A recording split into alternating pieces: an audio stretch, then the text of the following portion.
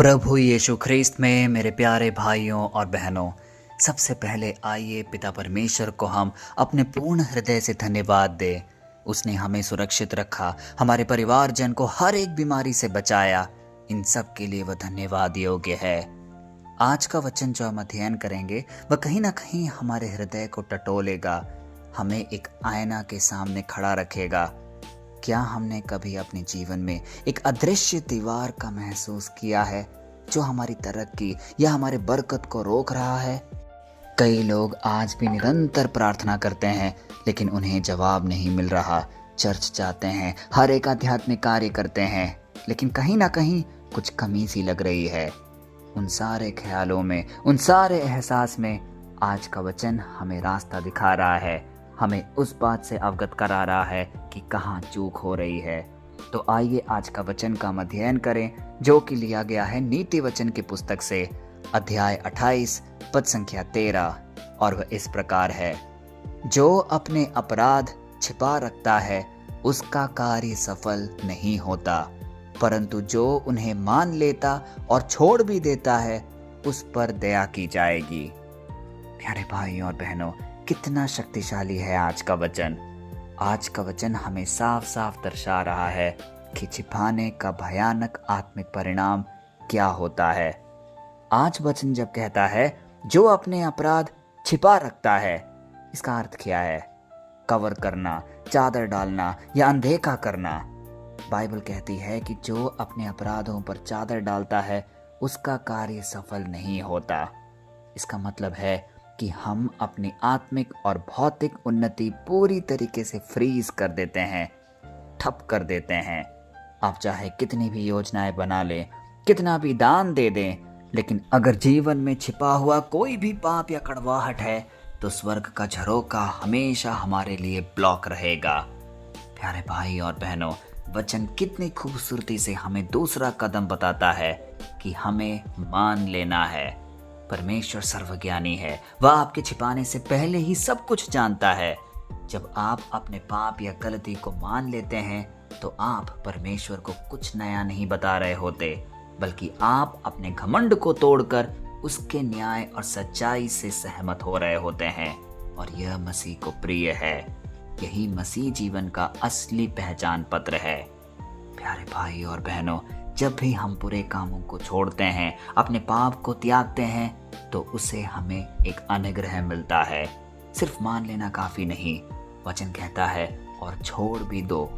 सच्चा पश्चाताप केवल आंसुओं का बहाना नहीं है, बल्कि अपनी दिशा को 180 डिग्री मोड़कर सही रास्ते पर चलना है। जब आप मानकर छोड़ देते हैं तो स्वर्ग का कानून बदल जाता है और न्याय की जगह दया आपके जीवन पर राज करने लगती है। प्यारे भाई और बहनों, आज के आधुनिक समाज में लोग अपनी गलतियों को छिपाने में क्या कुछ नहीं कहते, और वह माहिर भी हैं। हम सोशल मीडिया पर, कलीसिया में और अपने परिवारों में ही परफेक्ट होने का मुखौटा पहनकर घूमते हैं।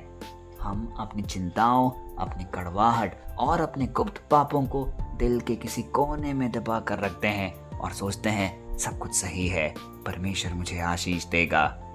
कहीं ना कहीं हम गलत हैं। आज कल्पना कीजिए कि एक व्यक्ति के पैर में एक जहरीला कांटा चुभ गया है। वह दर्द से करा रहा है, लेकिन वह डॉक्टर के पास जाने के बजाय एक मोजा लेकर उसे पहन लेता है। क्या वह यह सोचकर संतुष्ट रह सकता है कि उस मोजे ने उसके जख्म को हर लिया है, उस जख्म को ठीक कर लिया है?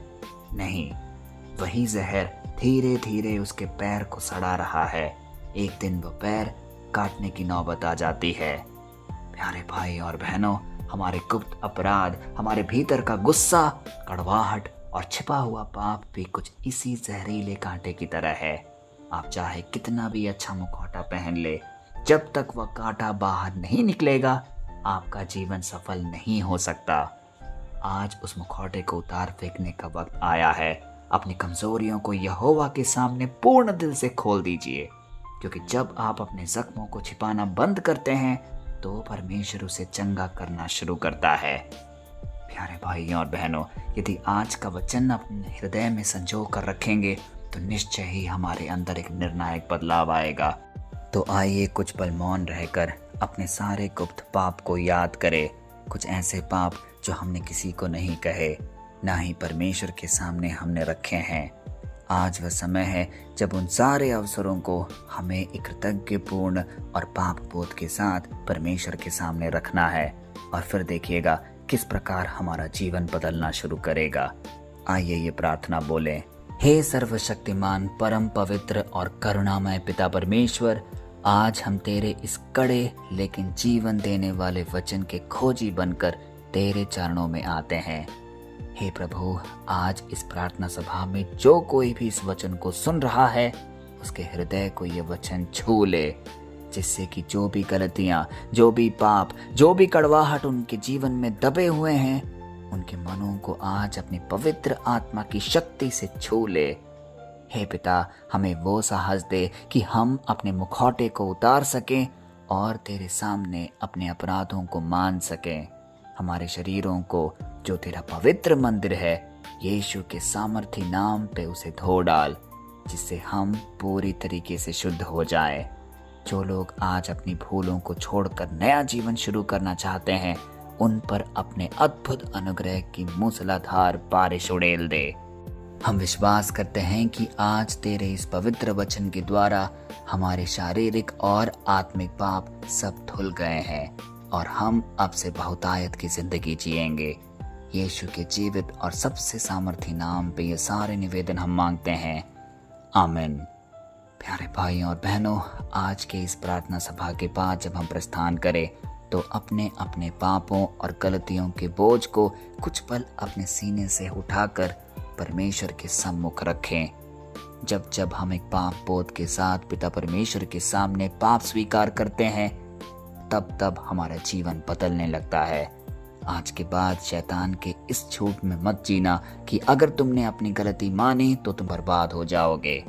हमारा परमेश्वर नाश करने वाला बिल्कुल नहीं है, बल्कि बहाल करने वाला परमेश्वर है। इसीलिए दृढ़तापूर्ण तरीके से और पूर्ण विश्वास के साथ अपने परमेश्वर के पास आइए, जिसने आपकी रचना की है, जो आपके हाथ पकड़कर साथ हर दिन चलता है। वह आपको उद्धार कराएगा, आपके हर एक पाप को क्षमा करेगा। परमेश्वर की असीम दया, उसका अनुग्रह और उसकी स्वर्गीय शांति आपके जीवनों में सदा बनी रहे। जय मसीह की। कल फिर हम मिलते हैं, तब तक के लिए पिता परमेश्वर की असीम दया, कृपा और क्षमा में आप सबको हम समर्पित करते हैं। पिता, पुत्र और पवित्र आत्मा के नाम पर, आमीन।